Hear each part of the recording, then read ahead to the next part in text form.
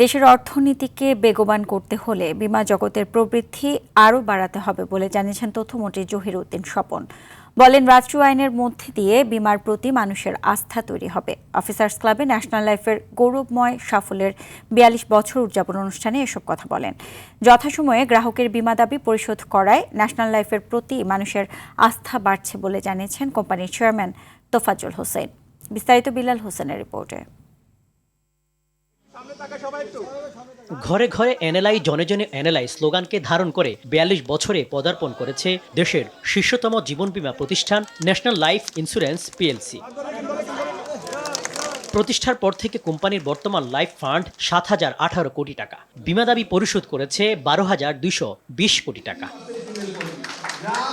মঙ্গলবার রাজধানীর অফিসার্স ক্লাবে সাফল্যের ৪২ বছর উদযাপন অনুষ্ঠানে প্রযুক্তি নির্ভর বীমা কার্যক্রম এবং এ খাতের উন্নয়নে কাজ করে যাওয়ার প্রত্যয় ব্যক্ত করেন বক্তারা। বিভিন্ন ক্যাটাগরির প্রোডাক্ট রয়েছে, আমরা যেমন রুরাল নিয়ে ভাবি, আমরা আরবান নিয়ে ভাবি। আমরা এই অর্থনীতিকে কিভাবে সমৃদ্ধ করা যায় বীমা সেক্টরে আমরা সেই লক্ষ্যে কাজ করে যাব ইনশাআল্লাহ। গ্রাহক সেবায় কোম্পানির অর্জন তুলে ধরেন কোম্পানির মুখ্য নির্বাহী কর্মকর্তা মোহাম্মদ কাজিমউদ্দিন। গত ৫ বছরে আমরা ৪,৯৯,৫০৭ জনকে আমরা দাবি পরিশোধ করেছি।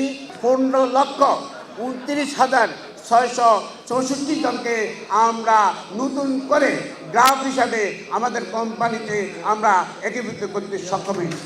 চেয়ারম্যান তোফাজ্জল হোসেন বলেন, যথাসময়ে বিমা দাবি পরিশোধ করে দেশের অর্থনীতিতে গুরুত্বপূর্ণ ভূমিকা রাখছে ন্যাশনাল লাইফ। প্রত্যেকটা দেশের প্রত্যেকটা সরকারের উদ্দেশ্য হচ্ছে দেশে অর্থনীতির স্বাচ্ছন্দ্য তৈরি করা, জনগণের মাঝে অর্থনৈতিক উন্নতি করা।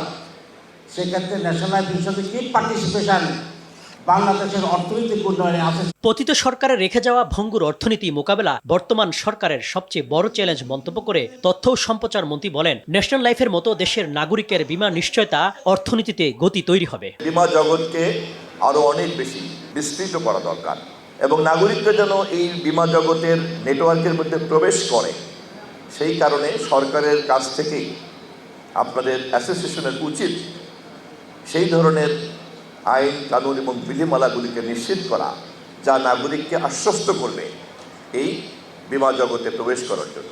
সাফল্যের ধারাবাহিকতা ধরে রাখায় সফল বীমাকর্মীদের মাঝে পুরস্কার প্রদান করা হয়।